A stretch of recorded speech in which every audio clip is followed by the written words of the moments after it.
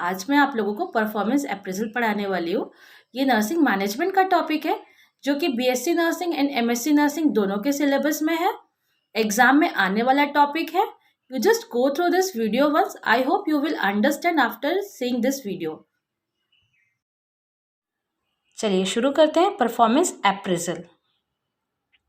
Introduction और definition समझाने से पहले मैं आप लोगों को इसका मीनिंग समझाना चाहती हूँ। परफॉर्मेंस शब्द का मतलब क्या होता है? कोई भी वर्क को करना, कोई भी काम को करना, एग्जीक्यूट करना, that is a performance. For an example, अगर आप डांस कर रहे हो तो डांसिंग इज योर परफॉर्मेंस। कोई भी काम है जो आप कर रहे हो, that is your performance. Appraisal का मतलब क्या होता है? इवैल्यूएशन करने का तरीका है कि जो काम आपने किया है वो कितना वर्थ है, उसकी क्या क्वालिटी है, वो जजिंग का एक एबिलिटी है, that is a appraisal. Now let's come to the introduction. Performance appraisal hospital में होने वाला एक प्रोसेस है जिसको हॉस्पिटल का एडमिनिस्ट्रेटर करता है। अब एडमिनिस्ट्रेटर ही परफॉर्मेंस अप्रेजल करता है क्या? नो। जो भी प्रोफेशन में आप हैं, वो प्रोफेशन का जो मैनेजर है, सुपरवाइजर है, जो आपसे सीनियर है, they will do the performance. Performance appraisal एक ऐसा प्रोसेस है जिसमें एम्प्लॉय का वर्क रिलेटेड पूरा इंफॉर्मेशन को हम गैदर करते हैं। ठीक है। परफॉर्मेंस अप्रेजल का मेन फोकस रहता है कि एम्प्लॉय ने जो भी काम किया है, जो भी एम्प्लॉय ने परफॉर्मेंस किया, उसको मेजर करना। Performance appraisal is the evaluation of work done. जो शब्द मैंने अभी आपको बताया है वो यहाँ पे लिखा है सेकेंड वाले पॉइंट में। Evaluation of work done during a specified time period against the background of the total work situation. मतलब आपके ज्वाइनिंग को वहाँ पे 1 साल हो गया है, ये पूरे 1 साल के पीरियड में आपने कैसा काम किया है, इसको इवैल्यूएट करने के तरीके को परफॉर्मेंस अप्रेजल बोलते हैं। Okay. It is a written. एक बात ध्यान में रखिए हमेशा कि परफॉर्मेंस अप्रेजल एक रिटन प्रोसेस है, कोई भी वर्बल नहीं होता है कि चलो तूने बहुत अच्छा काम किया, तूने आज बहुत बेकार काम किया। That is not the process. It is a written documentation. Formal interview होता है इसमें एम्प्लॉयर और एम्प्लॉय के बीच में, दोनों एक दूसरे के साथ बैठ के इसका प्रोसेस जब मैं आपको बताऊंगी तब आपको ये ज़्यादा बेटर समझ में आएगा। इसमें फीडबैक देता है जो भी और मैनेजर है, जो लीडर है, जो सुपरवाइज़र है, वो एम्प्लॉय को बताता है कि तुमने कैसा काम किया है, कितना अच्छा काम किया है, वो सारा कुछ उसको बताने का एक प्रोसेस है। And everything will be in a written. Okay, it nothing will be in verbal. It is a systematic evaluation of an individual regarding their performance. Now come to the definition.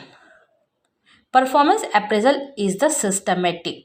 यहाँ पे word लिखा है systematic. क्यों systematic? का मतलब होता है जब भी हम किसी के परफॉर्मेंस को अप्रेज करने जा रहे हैं तो ऐसे ही हम गए अपने बिना किसी प्लानिंग के, आज इसी का परफॉर्मेंस देख लिया, आज इसको राउंड्स के समय बीच में इसको देख लिया, हाँ चलिए बहुत अच्छा कर। This is not the one day job.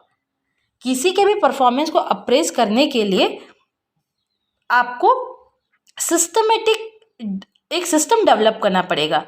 महीने में 6 महीने में एक बार करेंगे या साल में एक बार करेंगे, उसका सेटअप क्या होगा, एम्प्लॉय को कैसे इन्फॉर्म्ड होगा, जो इवैल्यूएट करने वाला है उसकी क्या तैयारी रहेगी, ये सारा चीज़ प्रिपेयर करना पड़ता है, इसीलिए इसको सिस्टमेटिक बोल रहे हैं। पीरियोडिक मतलब एक बार ही नहीं होगा। आपके पूरे 10 साल हो गए हमको नौकरी करते करते और 10 साल में सिर्फ एक ही बार परफॉर्मेंस अप्रेजल होगा, ऐसा नहीं है।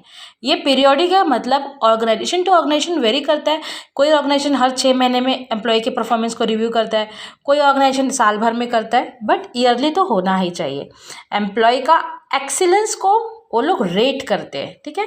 कितना रेटिंग का मतलब क्या होता है? आपने 10 में से कितना मार्क्स मिला, 5 नंबर मिला, 4 नंबर मिला आपके परफॉर्मेंस को इवैल्यूएट करने के बाद, तो that is a impartial rating of an employee excellence in the matters pertaining to his present job. जैसे मैंने बोला अभी वो जो काम कर रहा है, 10 साल पहले उसने वो काम किया था, उसके लिए आज आप उसको इवैल्यूएट नहीं कर सकते। उसका प्रेजेंट जॉब जो है उसके बेसिस में आप इसको इवैल्यूएट कर रहे हो। That is a performance appraisal. तो ये डेफिनेशन में जो एकदम ज़्यादा स्ट्रेस करके समझने वाली चीज़ है वो ये है कि फर्स्ट ये तो सिस्टमेटिक है, सेकेंड ये पीरियोडिक है, थर्ड ये रेटिंग है। किसको? एम्प्लॉय के एक्सीलेंस को। कौन से एक्सीलेंस को? प्रेजेंट जॉब का। ओके, क्यों कर रहे हैं हम लोग? For the potential for a better job. Now next definition है according to BT Basavantappa, performance appraisal is the assessment of how staff member is doing his job. Okay, purpose क्यों करते हैं परफॉर्मेंस अप्रेजल?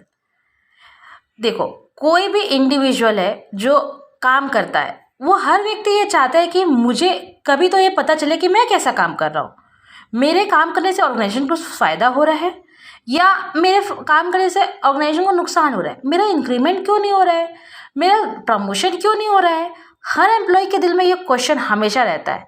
तो परफॉर्मेंस अप्रेजल एम्प्लॉय के need को पूरा करने के लिए सबसे पहले तो एम्प्लॉय को ही जानना रहता है कि भाई मैं कैसे काम कर रहा हूँ।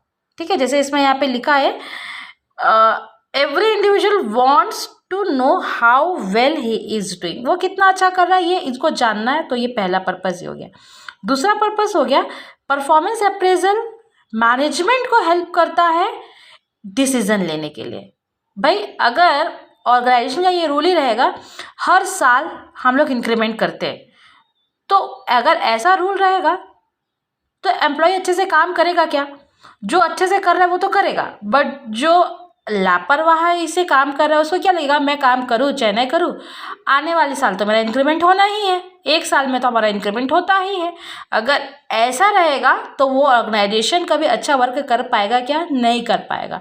तो परफॉर्मेंस अप्रेजल करने से मैनेजमेंट को भी डिसीजन लेने के लिए ईजी होता है कि ये एम्प्लॉय का अप्रेजल कर, ये एम्प्लॉय का इंक्रीमेंट करना चाहिए, इसकी सैलरी बढ़ानी चाहिए, इसको प्रमोशन भी हम दे सकते हैं, like that. Okay, continuous evaluation करने से एम्प्लॉय का क्वालिटी इंक्रीज होता है। अब किसी एम्प्लॉय को ये पता रहेगा कि हाँ भाई मुझे कोई ऑब्जर्व कर रहा है, तो वो और अच्छी तरीके से काम करेगा। किसी को ये पता रहेगा कि मैं कुछ भी करूँ यहाँ तो कोई देखने वाला ही नहीं है, तो ऐसे सिचुएशन में वो काम अच्छा से कर पाएगा क्या? नहीं। उसके बाद कम्युनिकेशन गैप जो रहता है वो दूर होता है। जो भी हमारा सुपरवाइज़र है, मैंने आप लोगों को इंट्रोडक्शन में ही बताया कि जो भी हमारा परफॉर्मेंस को अप्रेस करने वाला है वो हमारे ही प्रोफेशन का कोई सीनियर मैनेजर सुपरवाइज़र ये होगा। तो उसके और आपके बीच में कम्युनिकेशन गैप जो है वो दूर हो जाएगा। भाई आप महीने में 6 महीने में साल भर में एक आध बार तो एक रूल के हिसाब से आपको उसके साथ बैठना ही पड़ेगा, भले तो भी आप कितने भी बिजी क्यों ना हो। बड़ा ऑर्गेनाइजेशन रहता है, बहुत सारे एम्प्लॉय रहते हैं एक पर्सन के अंडर में, तो वो जो पर्सन है उसको पॉसिबल नहीं है कि हर एक एम्प्लॉय से मिल सके। बट अगर परफॉर्मेंस अप्रेजल करते हैं तो वो ना चाहते हुए भी उसको ईच एम्प्लॉय से मिलने का भी एक प्रकार से मौका मिलेगा। ठीक है, प्रमोशन हम लोग देने का डिसीजन दे सकते हैं, ये भी इसका एक पर्पज़ है। नेक्स्ट चीज़ है, यदि कोई एम्प्लॉय को आपने परफॉर्मेंस को रिव्यू किया है, मैंने आपको पर्पज़ में बताया, अच्छा काम किया है एम्प्लॉय तो आपको उसको सैलरी देना है, प्रमोशन, इंक्रीमेंट, ऐसे सब कुछ करना है। बट यदि आपको परफॉर्मेंस रिव्यू करने के बाद ये पता चला है कि पर्टिकुलर एम्प्लॉय का जॉब सेटिस्फैक्ट्री नहीं है, वो और भी अच्छा कर सकता है बट वो अभी कर नहीं रहा है, अगर आपको ये पता चलता है तो हम परफॉर्मेंस अप्रेजल के बाद क्या कर सकते हैं, ट्रेनिंग नीड्स को आइडेंटिफाई कर सकते हैं। सपोज एक स्टाफ है आईसीयू का, वो बहुत अच्छे से काम कर रहा है बट उसको सक्शनिंग नहीं आता, काम वो सब करता है बट जब पेशेंट बेड रिडन हो जाता है तो वो उसके आगे उसको नहीं हैंडल कर पाता, तो हम उसको क्या कर सकते हैं, उसको ट्रेनिंग देके और डेवलप कर सकते हैं। तो परफॉर्मेंस अप्रेजल से एक फ़ायदा हमारा ये भी हुआ कि हमको जो गैप है उसको हम ट्रेनिंग से कवर कर सकते हैं। उसके बाद performance appraisal is use to transfer a person, मतलब परफॉर्मेंस अप्रेजल से क्या कर सकते हैं, हम ट्रांसफ़र कर सकते हैं कोई भी पर्सन को जो जॉब में मिसफिट है, राइट प्लेसमेंट दे सकते हैं। जस्ट फॉर एग्जांपल, अगर स्टाफ नर्स का रिक्रूटमेंट हुआ, वो स्टाफ को हमने दे दिया आईसीयू में, बाद में पता चलता है, काम करने के बाद ही पता चलता है ऑफकोर्स कि वो कैसा काम कर रहा है। काम करने के 1 महीने बाद आपको ये पता चलता है कि परफॉर्मेंस अप्रेजल के समय आपको पता चलता है कि ये आईसीयू में उतना अच्छा काम नहीं कर पा रहा है, तो हम उसको क्या कर सकते हैं, वो एम्प्लॉय को उठा के वार्ड में शिफ्ट कर सकते हैं कि वो बेसिक चीज़ें, वर्ड की चीज़ें तो वो कर ही सकता है। तो जो एम्प्लॉय वो पर्टिकुलर जॉब के लिए मिसफिट है, हम उसको ट्रांसफ़र भी कर सकते हैं। तो ये सारा पर्पज़ है। नाउ प्रिंसिपल, यदि आप परफॉर्मेंस अप्रेजल करने जा रहे हो तो कुछ कुछ सिद्धांत है जो हमको करना है। सबसे पहला है कि कंटिन्यूअस पर्सनल ऑब्जर्वेशन होना चाहिए। ठीक है, किसी के भी परफॉर्मेंस को आप अपने मन से इमेजिन करके, उसका चेहरा देख के, उसका जेंडर देख के आप उसको रेट नहीं कर सकते। ओके, कंटिन्यूअस आपको आपके अंडर में वो वर्किंग होना चाहिए, आप उसको ऑब्जर्व कर रहे हो, ऐसा होना चाहिए। उसके बाद जब भी परफॉर्मेंस अप्रेजल हो रहा है तो एक सेपरेट डिपार्टमेंट होना चाहिए। रास्ते में चलते चलते, कॉरिडोर में, वार्ड में, आईसीयू में, ये सारी जगह पे परफॉर्मेंस अप्रेजल नहीं किया जा सकता है। एक कोई भी पर्टिकुलर डिपार्टमेंट होना चाहिए कि यहाँ पे परफॉर्मेंस अप्रेजल होएगा। सेकेंड चीज, वो टाइम है वो इन्फॉर्म्ड होना चाहिए दोनों को, जो परफॉर्मेंस अप्रेजल करने वाला है वो भी और जिसका होने वाला है वो भी, कि आज 2 बजे आपका परफॉर्मेंस अप्रेजल है, ये सर करने वाले हैं, ऐसा इन्फॉर्म्ड होना चाहिए। तीसरा प्रिंसिपल ये है कि standard for each job should be determined by the management. अब देखो, एक हॉस्पिटल में कितने स्टाफ नर्स रहते हैं, ठीक है, हर स्टाफ नर्स वहाँ पे बीएससी, जीएनएम, कुछ भी ग्रेजुएशन कोर्स करके ही आया है, बट हर एम्प्लॉय का वर्किंग डिफरेंट होता है, इजंट इट? बट कहीं कहीं से पढ़ के आए, कोई इस कॉलेज से पढ़ के आया है तो उसका नॉलेज और उसका स्किल थोड़ा सा डिफरेंट होगा। कोई ज़्यादा अच्छे कॉलेज से पढ़ के आया है, उसका नॉलेज और स्किल थोड़ा और ज़्यादा अच्छा होगा। कोई नॉन अटेंडिंग पढ़ के आया है, सिर्फ लाइसेंस है उसके पास, बस वो प्रैक्टिस उसको उतनी अच्छे से नहीं आती। किसी लोगों को ऐसा होता है जो थ्योरेटिकल बहुत अच्छा जानते हैं बट स्किल्ड नहीं होते। कोई लोग स्किल बहुत होते हैं बट लोग थ्योरेटिकल नहीं जानते। तो ऐसे बहुत सारी चीज़ें, डिफरेंसेस होते हैं। बट किसी भी ऑर्गेनाइजेशन में स्टाफ अगर ज्वाइन हुआ है, नर्सिंग स्टाफ, तो उसका स्टैंडर्ड का मतलब, हमारे हॉस्पिटल में स्टाफ नर्स बनने के लिए तुमको ये सारी चीज़ें को फॉलो करना ही है। That is a standard. इसको हम लोग दूसरा वर्ड से और ऐसा भी समझ सकते हैं, लाइक जॉब डिस्क्रिप्शन। ये एक चैप्टर ही है नर्सिंग मैनेजमेंट में, आप लोग पढ़ेंगे। ये दूसरा ही टॉपिक है, इस पर मैं बहुत ज़्यादा डिटेल पे नहीं बताऊंगी। जॉब डिस्क्रिप्शन आप लोगों को पता होगा, हर एम्प्लॉय का जॉब डिस्क्रिप्शन होता है कि अगर नर्सिंग सुपरिटेंडेंट है तो तुमको ये सारे काम करना है, सुपरवाइजर हो तुम तो तुम्हारे को ये जो जॉब डिस्क्रिप्शन होता है ना, ये रिटन होता है, ये मैनेजमेंट बैठ के प्रिपेयर करता है और हर एम्प्लॉय को ज्वाइनिंग के समय देता है कि ये तुम्हारा जॉब डिस्क्रिप्शन है, तुमको ये सारे काम करना है। तो ये जॉब डिस्क्रिप्शन और स्टैंडर्ड है, ये पहले से मैनेजमेंट को डिटरमाइन करना है। और ये जो management should create a confidence in the mind of employee, ठीक है। और ये जो स्टैंडर्ड है, इसको उसको एम्प्लॉय को कन्वे करना मैनेजमेंट को। अब जब रेटिंग होगा, जब उसके परफॉर्मेंस को अप्रेजल किया जाएगा और जब उसको रेटिंग होगा, तो उसको rating should be done by immediate supervisor. जैसे मैंने आप लोगों को बताया, उसका जो भी उसका इमीडिएट सुपरवाइजर है वो या सबऑर्डिनेट से उसको परफॉर्मेंस को रिव्यू कर सकता है। एंड जो भी आप उसको रेटिंग कर रहे हो वो किसके बेसिस पे करोगे? जो स्टैंडर्ड उसको मिला था, वो ज्वाइनिंग के समय में बताया गया था कि आपका ये सारा जॉब डिस्क्रिप्शन है, तो वो जॉब डिस्क्रिप्शन के बेस में ही उसको इवैल्यूएट करना है। तो ये एक और प्रिंसिपल हुआ। नेक्स्ट प्रिंसिपल हमारा ये है कि कभी भी ट्राई करना चाहिए कि परफॉर्मेंस को 2 लोगों को अप्रेज करना चाहिए। यदि सिंगल एम्प्लॉयज़ को अगर अप्रेज करता है या इवैल्यूएट करता है तो वहाँ थोड़ा बायस होने के चांसेस ज़्यादा होते हैं, ठीक है।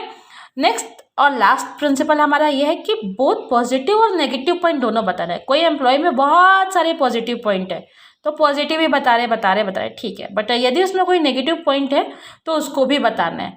बट नेगेटिव पॉइंट को ऐसा अंडरलाइन करके नहीं बताना है कि नहीं तेरी सारी गलतियां तो यही है तो ऐसा ही करता है, नहीं, ऐसा नहीं बताना है। उसको हिंट जैसा बताना है कि उसको डीमोटिवेशन फील ना हो।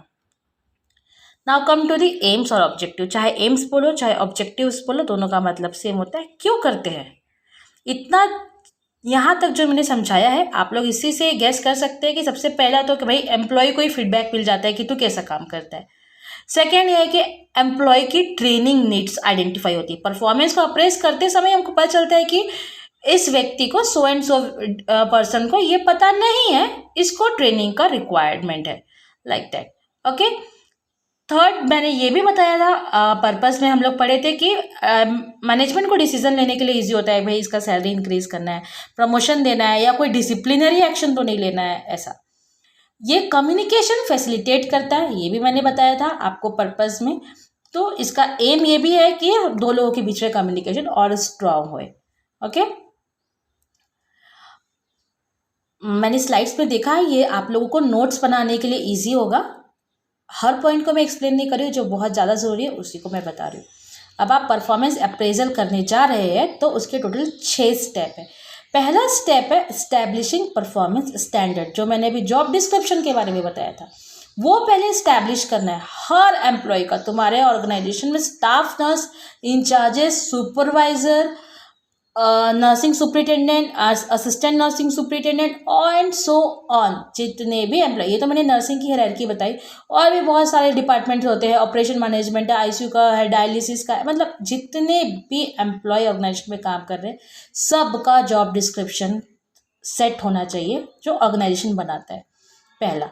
दूसरा स्टेप ये है कि वो जॉब डिस्क्रिप्शन या वो स्टैंडर्ड एम्प्लॉय को पता होना चाहिए। भाई एम्प्लॉय को ही नहीं पता कि मेरा क्या काम है यहाँ पे, तो आप उसको इवेलुएट नहीं कर सकते। एम्प्लॉय को भी वो चीज़ें पता होनी चाहिए कि मेरा ये जॉब डिस्क्रिप्शन है, मेरे को इतनी सारी चीज़ें करनी ही है, इसी के बेसिस में मुझे इवेलुएट किया जाएगा इन फ्यूचर। ओके, थर्ड है अब मेजर करना है उसके एक्चुअल परफॉर्मेंस को। ओके, कैसा उसने काम किया है उसको आपको इवेलुएट करना है। थर्ड है comparing the actual with desired performance. अब देखो, जो कुछ भी आपने उसका डेटा, आप लोगों ने जो भी उसका अप्रेजल का जो भी डेटा आपने लिखा है उसको कंपेयर करना है, ठीक है। एक्चुअल परफॉर्मेंस से स्टैंडर्ड जो भी था आपका, वो स्टैंडर्ड को उसके एक्चुअल परफॉर्मेंस से कंपेयर करना है, और उसमें कोई भी डेविएशन है, डेविएशन 2 प्रकार का हो सकता है, या तो एम्प्लॉय जितना स्टैंडर्ड बोला गया था उससे ज़्यादा अच्छा काम कर रहा है, या तो एम्प्लॉय, देखो यहाँ पे मैंने लिखा है the result can show the actual performance being more than desired performance, जितना बोला गया था उससे ज़्यादा अच्छा काम कर रहा है, या तो ऐसा हो सकता है, या तो नेगेटिव डेविएशन हो सकता है, उसको जितना बोला है वो उतना कुछ भी नहीं कर रहा है, तो दोनों हो सकता है, ठीक है। उसको कंपेयर करना है कि कैसा उसका एम्प्लॉय का परफॉर्मेंस है। उसके बाद फिफ्थ है डिस्कसिंग, जो कुछ भी आपकी फाइंडिंग है उसको सिर्फ और सिर्फ लिख के अपने पास छुपा के नहीं रखना है, वो सारी चीज़ों को उसको कम्युनिकेट करना है कि तुम्हारे ये सारे पॉजिटिव पॉइंट थे, ये सारे नेगेटिव पॉइंट थे, ऐसा। And last is decision. Decision में हम लोग ये बताएंगे, जब हमने उसका परफॉर्मेंस को कंपेयर किया विथ प्रेजेंट स्टैंडर्ड के साथ, यदि हमने ये पाया कि वो मोर देन रिक्वायर्ड काम कर रहा है, मीन्स जितना उसका जेडी था, जॉब डिस्क्रिप्शन था, वो उससे भी ज़्यादा बेटर काम कर रहा है, अगर ये पता चलता है तो हम एचआर के साथ ये डिस्कस कर सकते हैं कि इसको क्या हम प्रमोट कर सकते हैं। एचआर मतलब ह्यूमन रिसोर्स डिपार्टमेंट, उसके साथ हम डिस्कस कर सकते हैं इसको कोई रिवॉर्ड दे सकते हैं क्या, या इसको प्रमोशन दे कर सकते हैं क्या, ऐसा। और यदि कोई एम्प्लॉय बिलो द रिक्वायर्ड काम कर रहा है तो उसके लिए हम क्या कर सकते हैं, उसका डिमोशन कर सकते हैं, उसको ट्रांसफ़र कर सकते हैं, उसकी सैलरी को कुछ अफेक्ट हो सकता है क्या, तो ऐसा सारा कुछ हमको डिसीजन लेने में भी हेल्प होगा। तो ये इसके स्टेप्स है एंड प्रोसेस भी हम इसी को ही बोलते हैं। Okay, now component to be evaluated. जब आप परफॉर्मेंस अप्रेस करने जा रहे हो तो कौन कौन से कंपोनेंट हमको इवेलुएट करना है। पहले तो पर्सनल कैरेक्टरिस्टिक्स। पर्सनल कैरेक्टरिस्टिक्स एक ऐसी चीज़ है, देखो आपके पास पैरामीटर होगा, जिस पैरामीटर के बेसिस में आप किसी भी एम्प्लॉय के परफॉर्मेंस को इवेलुएट करेंगे। यदि आप नर्सिंग स्टाफ का परफॉर्मेंस अप्रेस करने जा रहे हो तो वो कितनी पंचुअल है, वो कितने पेशेंट सेटिस्फेक्शन रेट कितना रहता है उसकी ड्यूटी में, बहुत सारे ऐसा कुछ पैरामीटर्स है जिसके बेसिस में आप नर्सिंग के परफॉर्मेंस को इवेलुएट करते हैं। बट कभी भी उसके पर्सनल कैरेक्टरिस्टिक्स को ओवरलुक नहीं करना है, मतलब उसको अनदेखा, नज़रअंदाज नहीं करना है। बहुत सारे एम्प्लॉय ऐसे होते हैं जो भी पैरामीटर हमारे पास रिटर्न होता है उसके बेसिस पे शायद ही वो बहुत ज़्यादा सेटिस्फैक्ट्री ना लगे, बट उनमें एक ऐसा कैपेबिलिटी होता है, एक ऐसा कैरेक्टरिस्टिक्स उनका होता है जो हमको इनएक्सपेंसिव है, जो आप कहीं से भी ढूंढ लो हमको नहीं मिलेंगे। जस्ट फॉर एग्जाम्पल, कोई भी एम्प्लॉय का उसका एबिलिटी टू हैंडल स्ट्रेस, कोई भी स्ट्रेसफुल सिचुएशन आता है वो तुरंत रिसक्सिटेट कर सकता है। बहुत सारे एम्प्लॉय होते हैं जो थोड़े से पैरामीटर्स पे सही तो नहीं बैठते नॉलेज वाइज, बट जब कोई पेशेंट क्रिटिकल होता है या सपोज उनको वेंटिलेटर रिक्वायर्ड होता है तो वो तुरंत उसका प्रिपेयर करेंगे। मतलब फास्ट उनका वर्क बहुत रहता है, तुरंत एक्शन डिसीजन लेने में वो लोग प्रॉम्प्ट रहते हैं। तो ऐसे सारे पर्सनल कैरेक्टरिस्टिक्स को ज़रूर देखना है।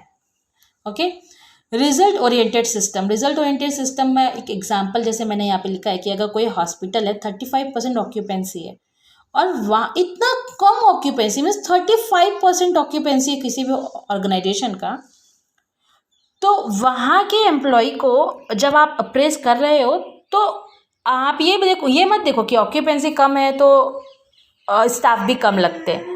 जब आप उसका वहाँ के एम्प्लॉय का परफॉर्मेंस अप्रेजल कर रहे हो तो वहाँ के एम्प्लॉय का एब्सेंटिज्म भी देखो, वरना एम्प्लॉय को भी ये पता रहेगा भाई कि देखो हमारे तो हॉस्पिटल में पेशेंट ही नहीं है, चलो आज मैं एब्सेंट हो जाता हूँ।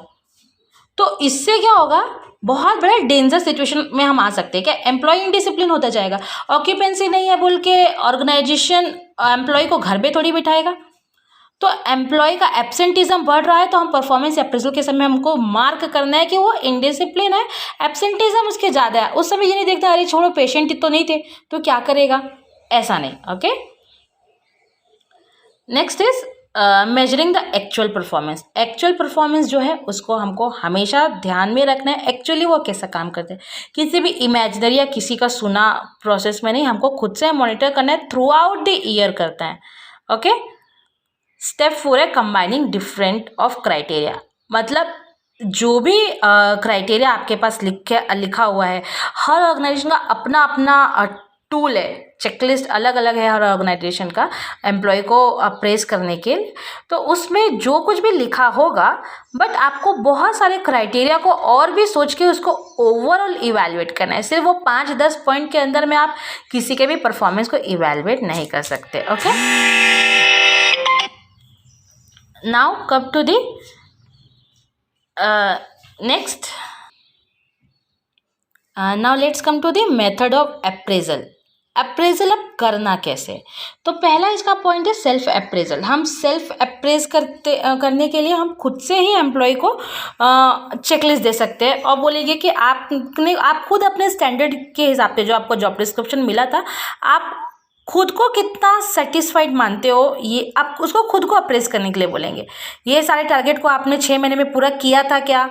तो अगर यस होगा तो एम्प्लॉय यस लिखेगा, नो होगा तो वो नो लिखेगा। Self appraisal. हाँ, इसमें ये चीज़ होती है कि वो झूठ नहीं लिख सकता, बिकॉज हमको भी तो दिख रहा होगा ना आउटकम, हम भी तो असेस कर ही सकते हैं। तो उसको लिखना, उसका टारगेट रहता है, थ्रेशोल्ड रहता है, तो उसके बेसिस में वो खुद को रेटिंग करता है। That is a self appraisal method.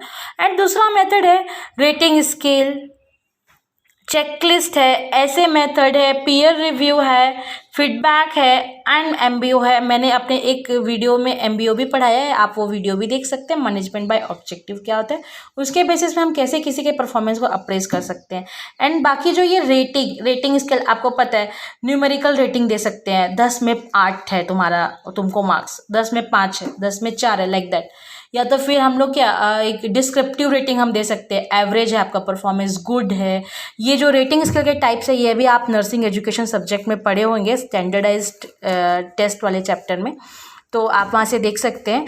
ऐसे फॉर्म में एक ब्लैंक पेपर में आपको लिखना रहेगा कि ये ओवरऑल एम्प्लॉय का परफॉर्मेंस कैसा है। एंड पीयर रिव्यू क्या होता है, जब 10 स्टाफ नर्स एक साथ बैठते हैं और एक दूसरे के परफॉर्मेंस को बताते हैं कि इसका ये ज़्यादा एडवांटेज है, इसका ये डिसएडवांटेज है। पीयर ग्रुप से क्या होता है, जब हमको कोई हमारा सीनियर ये बोलता है ना कि तुम्हारा ये नेगेटिव है, तो हमको थोड़ा सा वो एक्सेप्टेबल नहीं रहता है, बिकॉज हम लोग थोड़ा सा डिस्टर्ब हो जाते हैं कि भाई हमारे सीनियर ने हमको ऐसे बोल दिया। बट अगर हमारा कोई पीयर ग्रुप हमको नेगेटिव बोलता है ना, तो हम उसको सुधारने की कोशिश करते हैं। ओके, क्योंकि हम सेम ही ग्रुप के हैं इसीलिए। तो ये सारा अप्रेजल का मेथड है। Now come to the error या अप्रेजल के प्रॉब्लम क्या है, क्या क्या प्रकार के प्रॉब्लम आ सकते हैं अप्रेजल करते समय। पहला जो एरर है उसका नाम है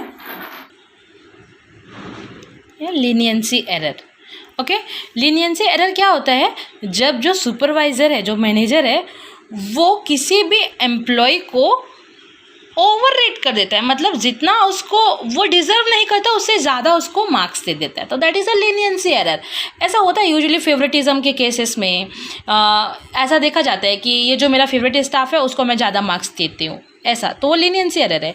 इसी का जस्ट ऑपोजिट होता है हॉर्न इफेक्ट। इसमें क्या होता है, जब भी हम किसी भी एम्प्लॉय को जितना वो डिज़र्व करता है उससे भी कम मार्क्स दे देते हैं। बहुत सारे रीज़न हो सकते हैं, क्योंकि वो पसंद नहीं होगा, आपको उसका बिहेवियर अच्छा नहीं लगता होगा, इसकी बेसिस में आप उसके परफॉर्मेंस को जज नहीं कर सकते, बट ऐसा होता है, इसीलिए ये अप्रेजल के प्रॉब्लम्स में एरर में आता है, ठीक है।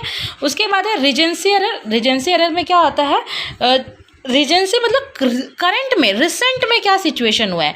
कोई भी एम्प्लॉय है जो पिछले 6 महीने से बहुत अच्छा काम कर रहा है और अप्रेजल के ठीक 2 दिन पहले उसका कोई पेशेंट के साथ कुछ एक इशू हो जाता है, तो बस उसके बेसिस में आप उसके पूरे परफॉर्मेंस को 0 नहीं कर सकते, बट हम कर देते हैं, इसीलिए वो एरर के अंदर आता है, रीजेंसी एरर बोलते हैं।